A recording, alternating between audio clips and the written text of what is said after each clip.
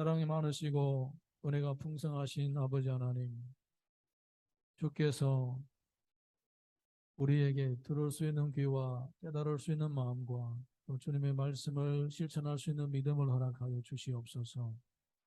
부족한 종의 입술을 붙들어 주시고 개인의 생각과 감정과 의지 모두 다 십자가 밑에 묻어 주시고 성령께서 온전히 사용하여 주시옵소서. 듣는 자나 전하는 자 모두 다 같은 성령으로 감화 감동받게 하시고 주의 말씀을 받아 실천함으로써 30배, 60배, 100배 열매를 맺게 하여 주옵소서.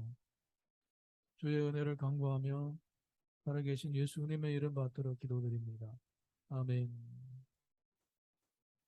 우리 좌우 앞뒤에 계신 분들하고 그리고 온라인에서 함께 예배를 참석하신 분들하고 서로 인사하겠습니다.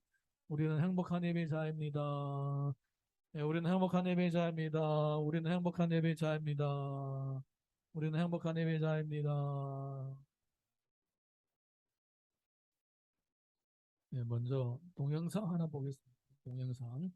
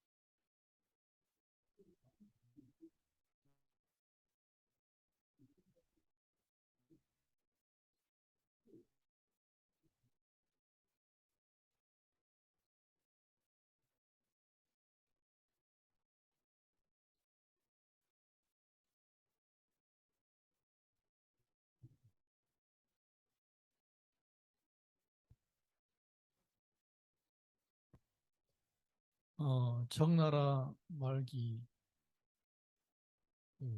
타락한 모습들, 그리고 사람들의 생각과 사상이 폐쇄된 모습을 볼 수 있는 아주 희귀한 광경입니다.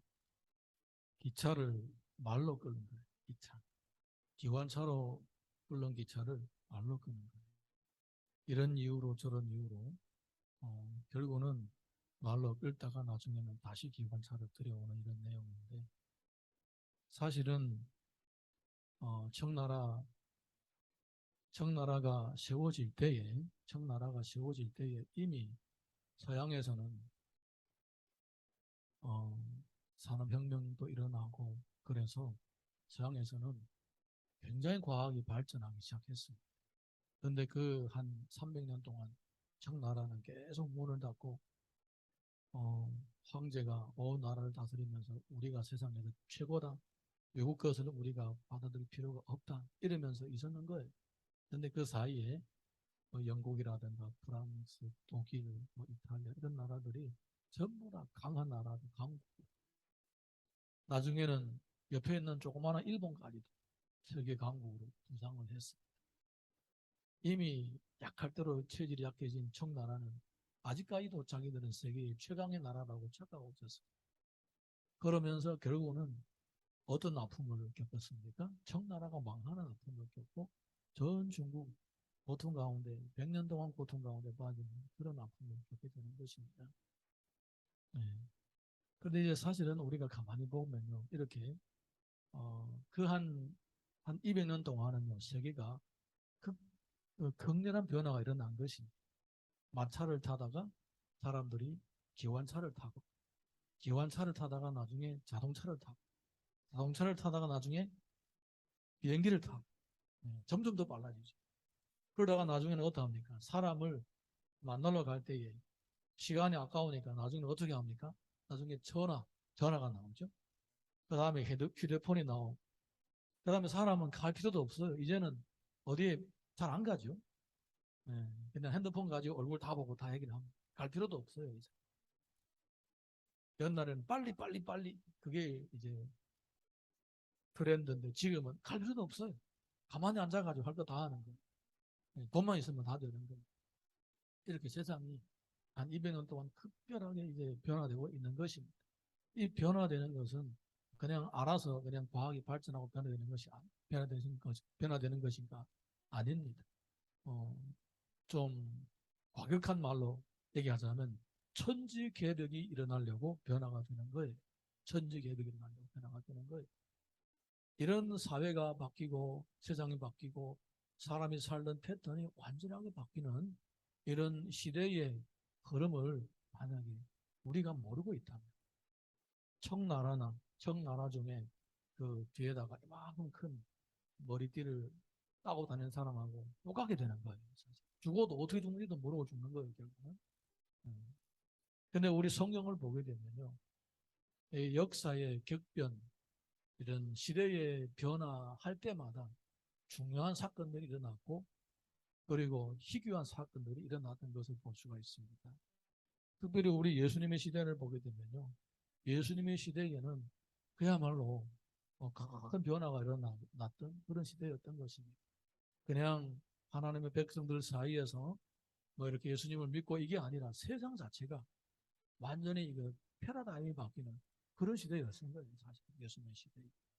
그래서 우리가 역사를 좀 이렇게 살펴보게 되면 이 시대의 변혁과 하나님의 백성들이 신앙의 이 변혁이 사실은 같이 일어나고 있었던 것이 따로따로 일어난 게 아니라 같이 일어난다는 거예요. 어, 우리 본문의 말씀 마태복음 3장 1절에서 3절 같이 읽어보겠습니다. 마태복음 3장 1절에서 3절 같이 읽어보겠습니다. 시작. 그때에 세례요한이 이르러 유대 광야에서 전파하여 말하되 회개하라 천국이 가까워왔느니라 하였으니, 그는 선지자 이사야를 통하여 말씀하신 자라. 일러스되 광야에 외치는 자의 소리가 있어 이르되 너는 주의 길을 준비하라, 그가 오실 길을 곧게 하라 하였느니라. 아멘. 예수님이 오실 때에 세상은 큰 변화가 일어났습니다. 원래는 그리스 제국이 2, 300년 동안 그 지역들을 다스렸는데 로마 제국이 부상하면서 그리스 제국을 대신하고 그리고 나라들을 다스렸습니다. 그 가운데서 이제 어떤 일이 발생하게 될 것인가?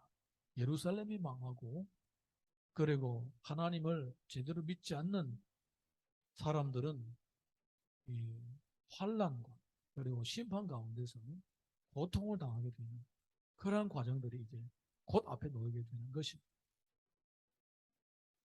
그런 이 일들이 이 역사적인 변혁과 신앙적인 변혁이 함께 일어나는 그런 가운데서 예수님이 오시게 되면서 그 예수님이 오실 것을 미리 예고한 사람이 있었는데 그 사람이 누구냐?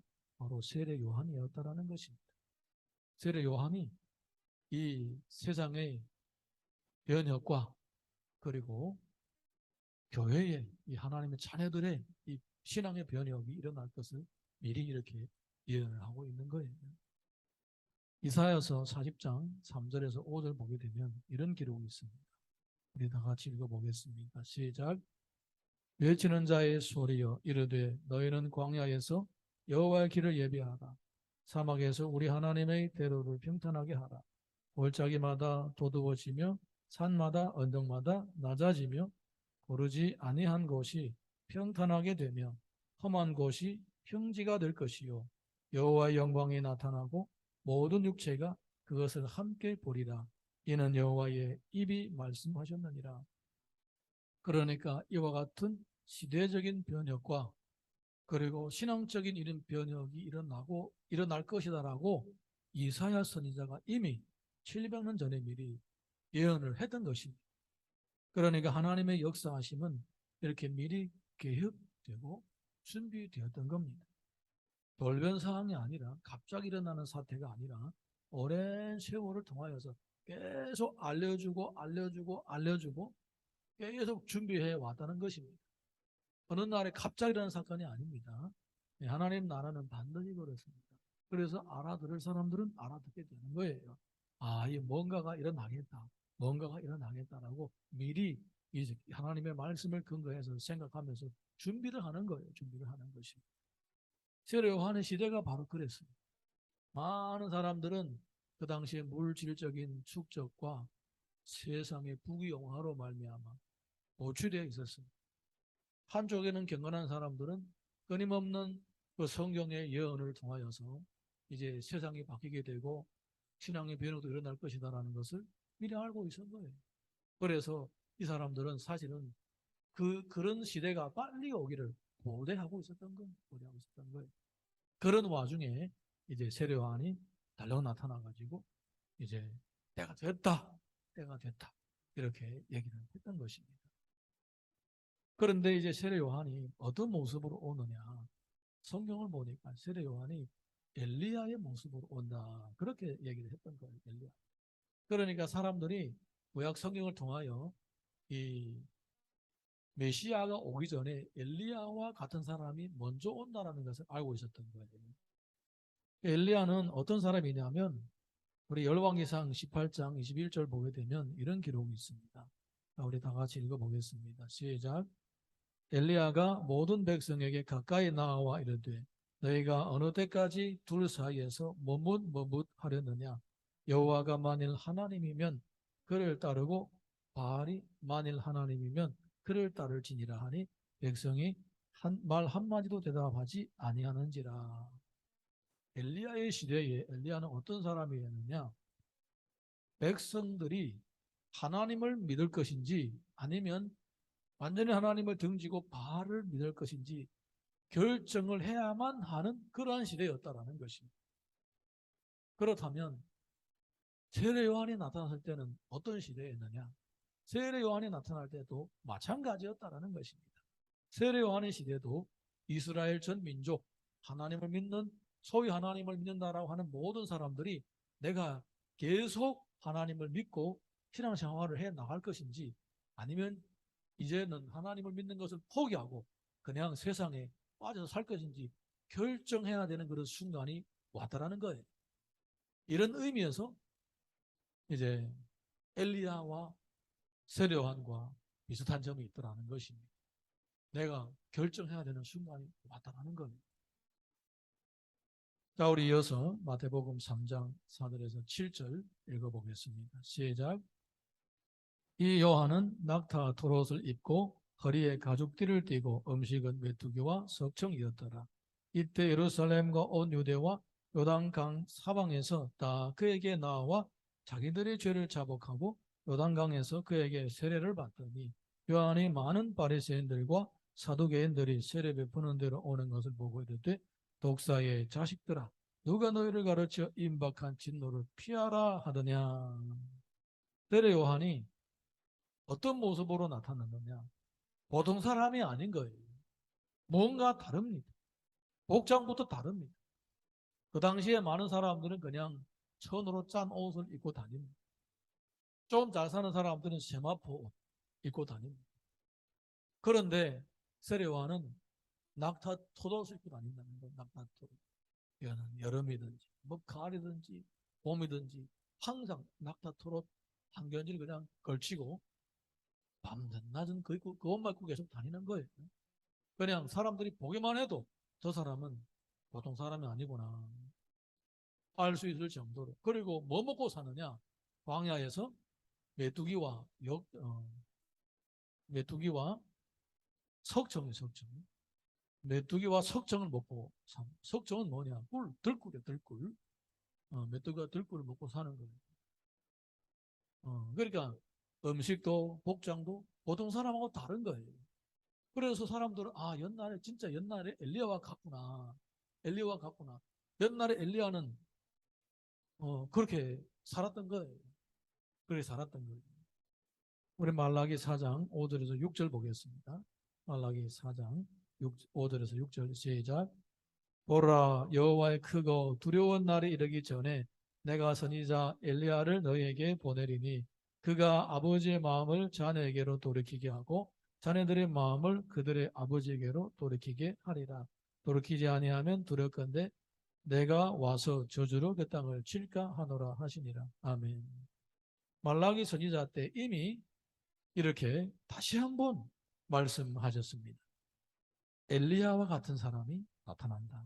그러니까 사람들이 요한을 보면 예를 들어서 요한이 온 시대적인 의미를 모른다고 할지라도 요한이 겉모습만 보더라도 세례 요한이 겉모습만 보더라도 이 엘리야와 같은 사람이구나 이렇게 느낄 수가 있을 정도라는 것입니다.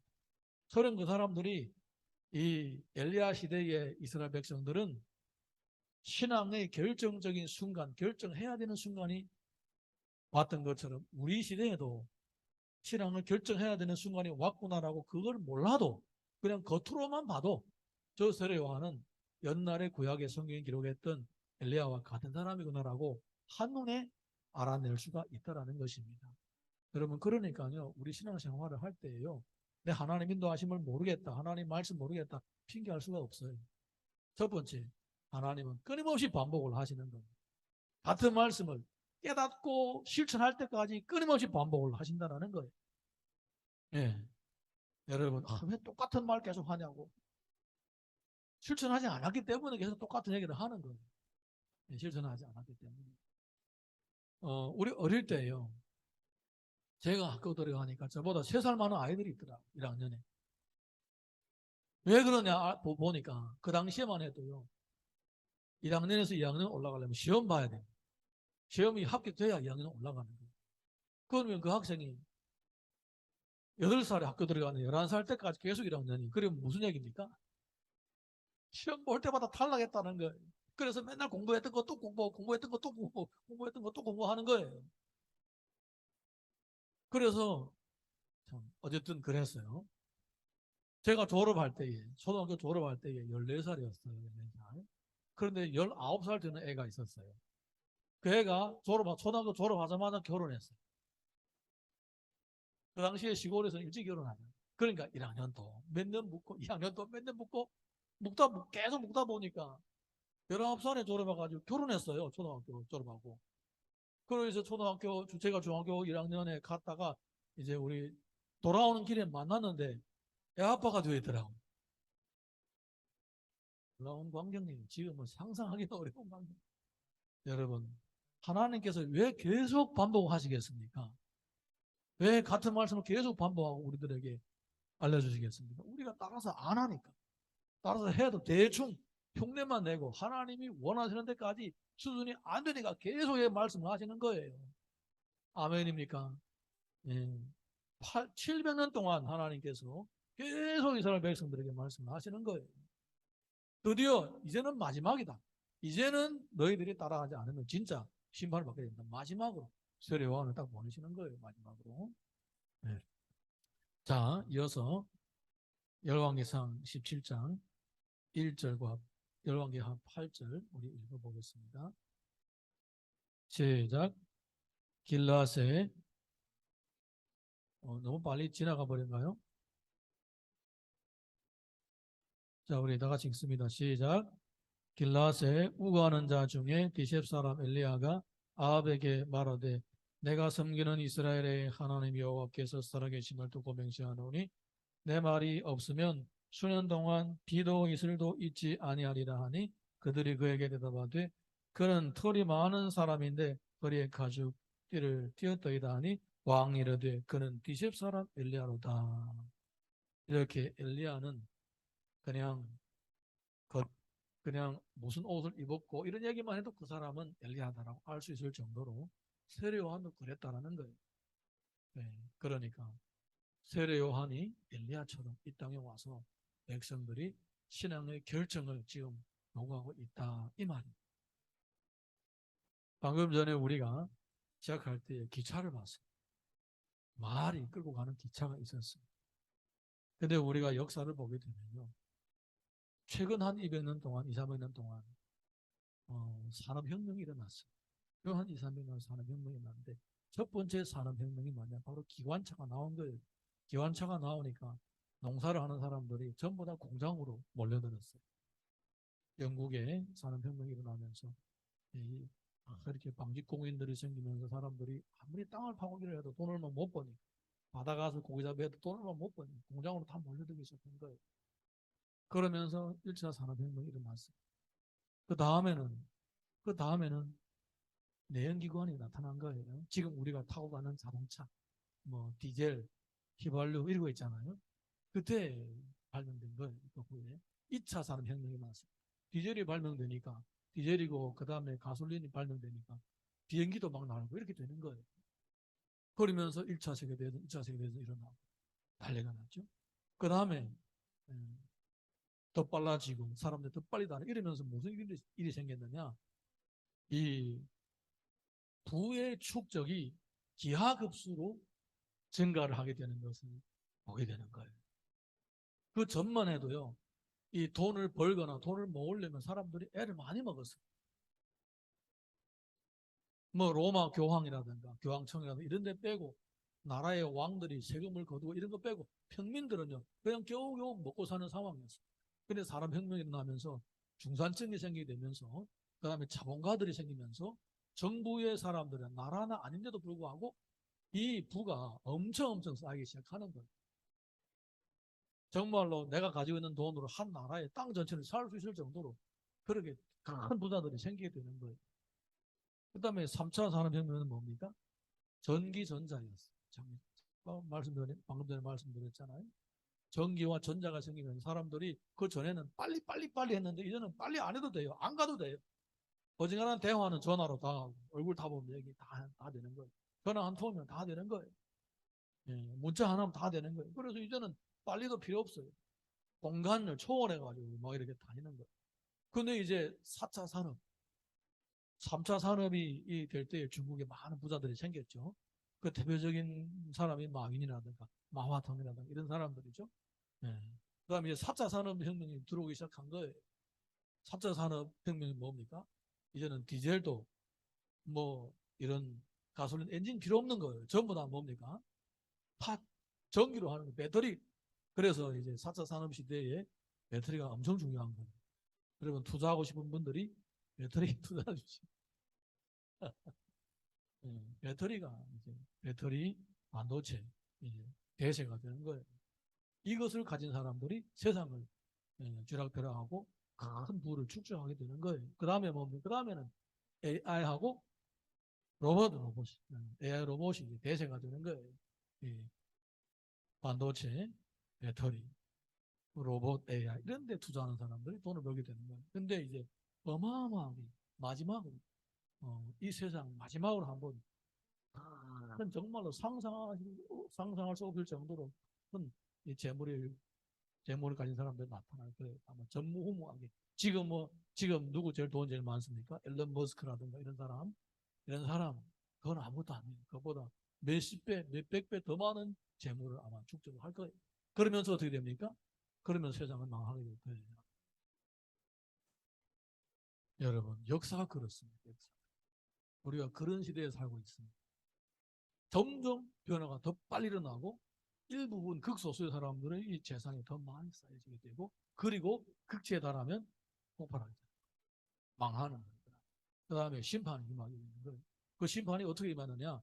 전쟁과 그 다음에 자연재해와 그 다음에 전염병 이렇게 세상이 망하게 되는 거예요. 우리는 자세하게 어떻게 망할지는 모르지만 어쨌든 역사가 그렇게 해왔어요. 소돔 고모라 그 당시에 부의 극치였습니다. 그 지역에서. 그래서 어떻게 됩니까? 심판을 받잖아요. 하늘에서 유황비가 내려가면 그냥 다 타버려요. 2차 세계대에서 1차 세계대에서 2차 세계대에서 어떻게 일어났습니까? 부가 축적되니까. 그 부가 축적되니까 사람들이 그만큼 또 타락을 하게 되면서 예, 향락을 하면서 그래서 전쟁이 나가지고 다시 새롭게 시작되는 거예요. 1차, 2차 다 그렇습니다. 예, 부가 너무너무나도 많이 축적되니까 전쟁이 일어나는 거예요. 안 그런 것 같아요? 예, 이 세상도 마찬가지, 마지막도 마찬가지예요. 부가 축적되면서 전염병과 전쟁과 이 자연재해 때문에 마지막을 맞이하게 될 거예요. 그런 가운데서 그런 의미를 볼 때, 그런 의미를 두고 볼 때에 지금 시대나 예수님이 초림하셨을 시대나 또 엘리야의 시대나 마찬가지입니다. 이런 시대적인 큰 대변혁이 날 때 정말로 몇천 년에 한 번씩 일어나는 대변혁이 날 그런 가운데 우리가 있는 거예요, 사실. 그러면 우리 성도들에게는 어떤 문제가 생기게 되느냐? 타락이 생기게 되는 거예요, 타락. 재물이 많이 축적되고 향락이 빠지게 되고 시대의 변혁이 나게 되면 거기에서 타락을 하게 되는 거예요. 재물이 많으면 많을수록 뭐 타락하는 건 아닙니다. 사람의 나름이에요. 재물이 많이 축적해도 믿음을 지키는 사람이 있고 조금만 살만하면 이제 재물 때문에 도취돼 가지고 타락한 사람도 있을 것이고 어쨌든 그런 사람들이 점점 많이 나타나게 되고 나중에는 교회조차도 교회 공동체조차도 타락하게 될 거예요. 여러분 그런 시대에 우리가 살고 있는 거예요. 언제일지 모르지만 이 세상이 빨리 변하면 빨리 변할수록 타락할 교회들도 빨리 타락하게 되는 거예요. 하나님은 지금 이 시대에 우리들에게 질문을 던지고 있습니다. 어떤 상황에서도 계속 하나님을 믿고서 밀 것이냐 아니면 이 재물이 축적되고 빨리 바뀌어가는 세상 속에서 그 홍수와 같은 세상 속에서 그냥 빠져서 살 거냐 하나님께서 우리들에게 질문을 던지시는 거예요. 자, 우리 이어서 마태복음 3장 8절에서 10절 읽어보겠습니다. 같이 읽습니다. 시작. 그러므로 회개에 합당한 열매를 맺고 속으로 아브라함이 우리 조상이라고 생각하지 말라. 내가 너에게 이르노니 하나님이 능히 이 돌들로도 아브라함의 자손이 되게 하시리. 이미 도끼가 나무 뿌리에 놓였으니 좋은 열매를 맺지 아니하는 나무마다 지켜 불에 던져지리라. 회개에 합당한 열매를 맺으라는 것이 무슨 얘기입니까? 삶의 변화가 일어나야 된다는 것입니다. 삶의 변화, 신앙의 변화가 일어나야 된다는 것입니다. 여러분 사람은요 오랜 동안 똑같은 패턴을 살다 보게 되면요 타성에 적게 되는 거예요. 타성에 적게 되면서 이 영적인 찌꺼기와 쓰레기가 쌓이게 되는 거예요. 나도 모르게. 그러니까 이제 마지막에 큰 변혁이 일어날 때에 내가 그 눈치도 모르고 계속 이 영적인 찌꺼기와 쓰레기가 세속적인 것들이 계속 축적하게 되면 나중에 세상이 변혁하고 우리 신앙의 변혁까지도 요구될 때에 나는 눈치를 못 채고 영적인 어둠 속에 빠지게 될 수도 있다는 거예요. 그래서 회개를 강요하고 회개를 촉구하고 있는 것입니다. 할렐루야. 회개하지 않는 자들, 이 영적인 문제를 해결하지 않는 자들은 어떻게 되느냐? 지켜버려 던진다는 것입니다. 지켜버려 던진다. 자, 이어서 마태복음 21장 18절 19절 보겠습니다. 시작. 이른 아침에 성으로 들어오실 때에 시장하신지라 길가에서 한 무화과 나무를 보시고 그리로 가서 잎사귀 밖에 아무것도 찾지 못하시고 나무에게 이르시되 이제부터 영원토록 네가 열매를 맺지 못하리라 하시니 무화과 나무가 곧 마른지라. 예수님이 무화과 나무를 봤을 때에 혹시라도 남은 열매라도 몇 개 있는지 찾아보셨어요. 그런데 열매가 없는 거예요. 열매가 없는 거예요. 그래서 주님이 저주하시니까 그 나무가 아예 이제는 말라버린 거예요. 이제는 열매를 맺을 수 있는 기회조차도 없어져 버리는 것입니다. 여러분 이것은요 구원론을 얘기하는 것이 아닙니다. 착각하지 마세요. 오직 믿음으로만 구원을 받는다 이런 얘기를 하면 안 됩니다. 그 얘기를 하고 있는 게 아니에요. 여기까지 여기 들어오면 복잡하게 되니까. 어쨌든 하나님은 우리들에게 회개 열매를 요구하고 계시는 거예요. 회개 열매. 에베소서 5장 9절에서 11절 보겠습니다. 5장 9절에서 11절 시작. 빛의 열매는 모든 착함과 의로움과 진실함에 있느니라. 주를 기쁘시게 할 것이 무엇인가 시험하여 보라. 너희는 열매 없는 어둠의 일에 참여하지 말고 도리어 책망하라. 아멘입니까? 이렇게 세상이 대변형이 일어날 때에 하나님의 몸된 교회에서도 대변형이 일어나게 만나는 것입니다. 세상이 대변형이 일어날 때에 적응하지 못하는 나라 망하게 됩니다. 적응하지 못하는 개인들, 기업들 망하게 됩니다.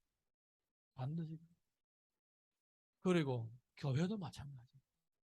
하나님의 몸된 교회가 변혁되고 이 온갖 신앙의 쓰레기가 찌꺼기들을 다 버려야 될 때에 이 하나님 나라의 이 변혁에 내가 눈치채지 못하고 타락에 빠져있고 타성에 빠져있다 보게 되면 여기에서 하나님의 심판과 저주에 빠지게 되는 것이 그 얘기를 하고 있는 거예요. 자, 우리 이어서 마태복음 3장 11절 12절 보겠습니다. 시작. 나는 너희로 회개하게 하기 위하여 물로 세례를 베풀 거니와 내 뒤에 오시는 이는 나보다 능력이 많으시니 나는 그의 신을 들기도 감당하지 못하겠노라. 그는 성령과 불로 너희에게 세례를 베푸실 것이요 손에 키를 들고 자기의 타작마당을 정하게 하사 알고 모아 곳간에 들이고 죽정에는 꺼지지 않는 불에 겨루시리라. 아멘. 결국은 세례 요한은 뭐라고 얘기하느냐? 배 뒤에 오시는 이가 있다. 그분이 오시면 심판을 하신다. 이렇게 말씀하고 있는 거예요. 그러니까 이 세례 요한이 지금 회개를 촉구하는 이유는 뭐냐? 주님의 초림을 맞이할 준비를 하라고 하는 거예요. 할렐루야. 누가복음 13장 6절에서 9절 같이 읽어보겠습니다. 누가복음 13장 6절에서 9절 시작. 비유로 말씀하시되 한 사람이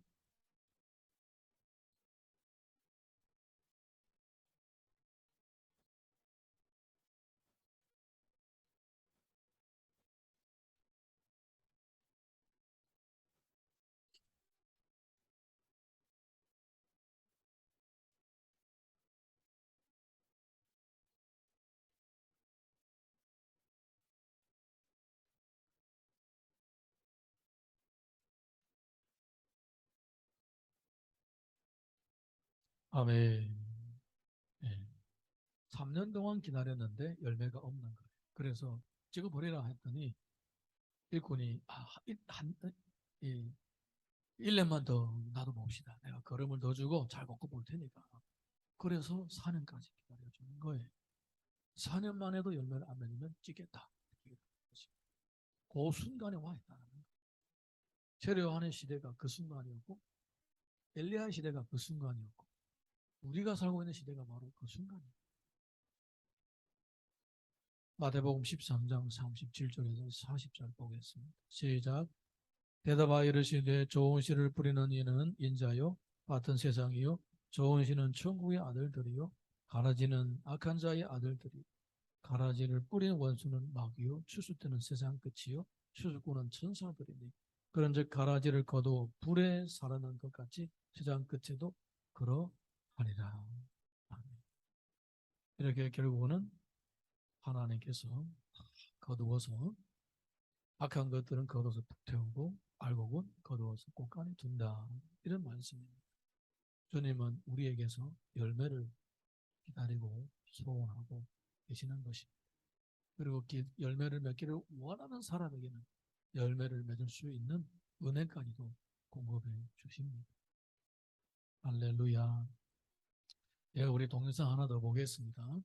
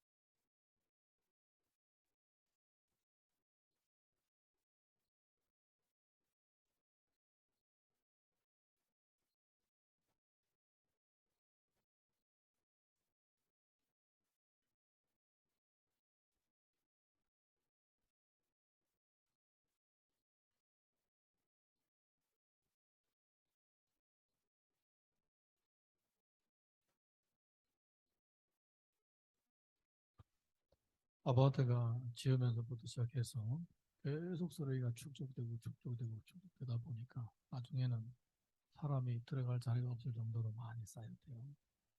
여러분, 이 세상이 큰 변혁이 일어날 때마다 세상은요, 첫 번째, 많은 부가 쌓이게 되는 거예요. 부가 축적돼요. 그러면서 부가 축적되는 동시에 같이 타락도 점점 극치를 가게 되는 거예요. 이 두 가지가 같이 가요. 부가 쌓이면서 타락의 극치까지 가는 거예요. 그런데 이 세상 속에서 교회는 어떻게 되느냐? 교회는 이 영적인 세속화와 또 이런 타락한 물결도 같이 받아들이기 시작합니다. 교회는 망하지는 않았지만 세속화도 너무나 많이 받아들여가지고 마치 지하실에 쓰레기가 쌓여서 도저히 이제는 용납하지 못할 정도로 쌓이기 시작합니다. 여러분, 예수님 시대부터 그리고 사도들 때까지 이르던 그때의 신앙의 형태가 형성이 되고 교회가 어떤 모습을 갖췄습니다. 지금까지 한 2000년 됩니다. 이 2000년 동안 얼마나 많은 세속적인 쓰레기가 쌓여지고 얼마나 이단 사이비의 그 학설들이 난무한지 모르고 얼마나 많은 세속적인 삶의 방식들이 성도의 삶 가운데 깊이 뿌려박는지 모릅니다.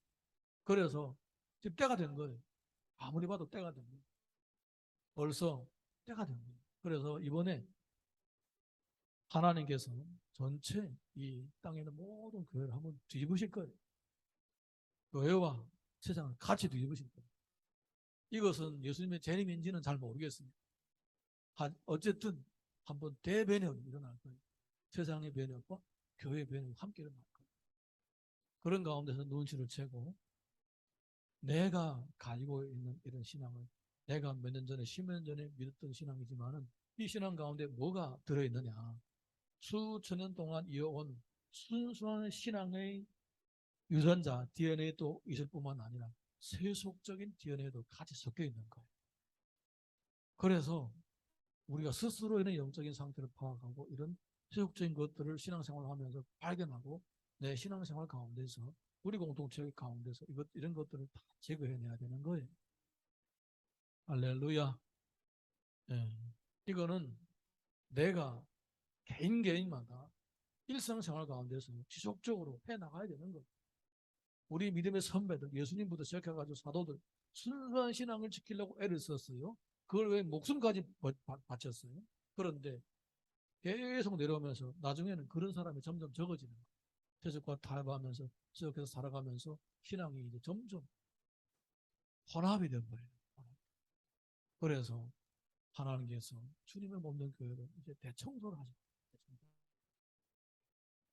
그러면서 시대의 변혁과 함께 그러니까 세상의 변혁도 적응을 해 나가야 되고 교회의 변혁도 우리가 함께 몸담아서 이루어가야 되는 그러한 결정적인 순간에 우리가 사실 와 있는 거예요. 엘리야의 때처럼 세례요한의 때처럼 우리가 그런 순간에 와 있다. 그러니까 매일매일마다 자신을 돌아보면서 여기에 합당한 열매를 맺고 예수 믿는 사람으로서 합당한 열매를 맺고 그 열매로 주님의 다시 오심을 맞이할 수 있기를 예수님 이름으로 축원합니다. 예, 우리 에베소서 5장 15절에서 18절 한 절 읽어보겠습니다. 시작. 그런즉 너희가 어떻게 행할지 자세히 주의하여 지혜 없는 자같이 하지 말고 오직 지혜 있는 자같이 하여 세월을 아끼라. 때가 악하니라. 그러므로 어리석은 자가 되지 말고 오직 주의 뜻이 무엇인가 이해하라. 술 취하지 말라. 이는 방탕 것이니 오직 성령 충만함을 받으라. 아멘. 우리 자리에서 다 같이 일어나셔서 찬양 같이 부르고 기도하겠습니다.